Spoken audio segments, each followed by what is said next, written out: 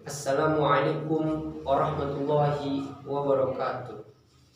Alhamdulillah, alhamdulillahi rabbil alamin, wa bihi nasta'inu ala umuri dunya waddin, wassalatu wassalamu ala asrafil anbiya'i wal mursalin, wa ala alihi wa sahbihi rasulillahi ajma'in. Amma ba'du. Faqad qala Allah ta'ala fil Qur'anil Karim, a'udzu billahi minasyaitonir rajim. Bismillahirrahmanirrahim.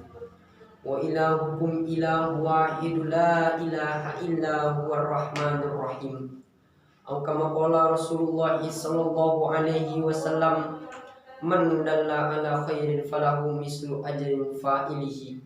Shadaqallah wa shadaqa Rasulullah sallallahu alaihi wasallam. Saya Giovanno Erlangga, santri dari Pondok Pesantren Al-Hidayah, pimpinan Kiai Haji Zaki Mubarak. Berdirinya saya di sini akan membawakan satu ceramah atau pidato yang berjudul Dahsyatnya Bacaan Bismillahirrahmanirrahim. Hadirin wal hadirat dimanapun Anda berada yang saya cintai. Di dalam kitab Misbahuz Zalam di sana diceritakan betapa dahsyatnya bacaan Bismillahirrahmanirrahim ini. Ada sepasang dua suami istri, yakni istrinya adalah orang yang ahli ibadah dan orang yang ahli membaca Bismillahirrahmanirrahim. Dan suaminya ini adalah orang fasik atau orang yang ahli dalam bermaksiat.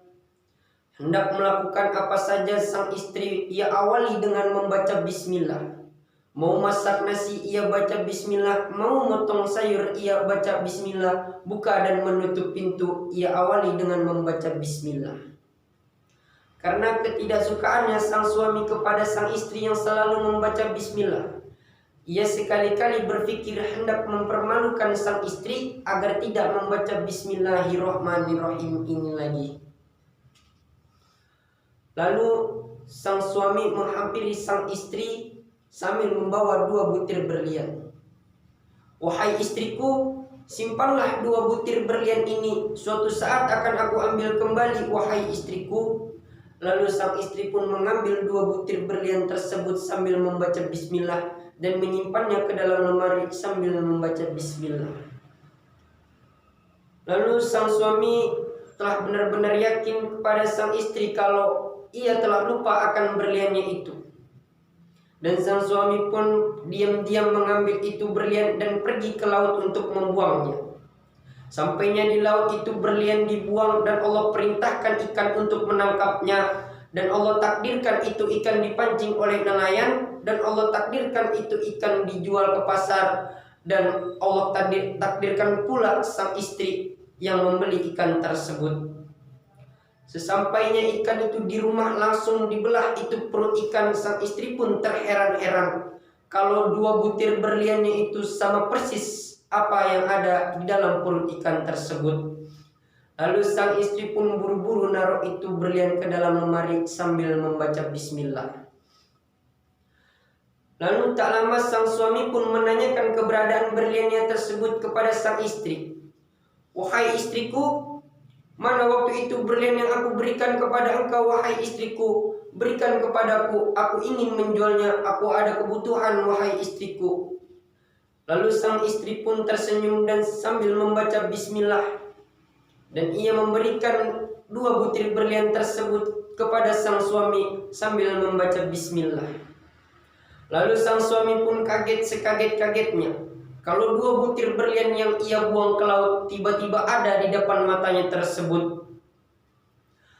Lalu sang suami pun terdiam sejenak dan pergi meninggalkan sang istri. Tak butuh waktu lama, sang suami pun ikut menjadi orang yang ahli ibadah dan orang yang ahli membaca bismillahirrahmanirrahim. Tuh, kalau orang yang ahli dalam membaca bismillahirrahmanirrahim, ada aja jalannya yang ditolong sama Allah.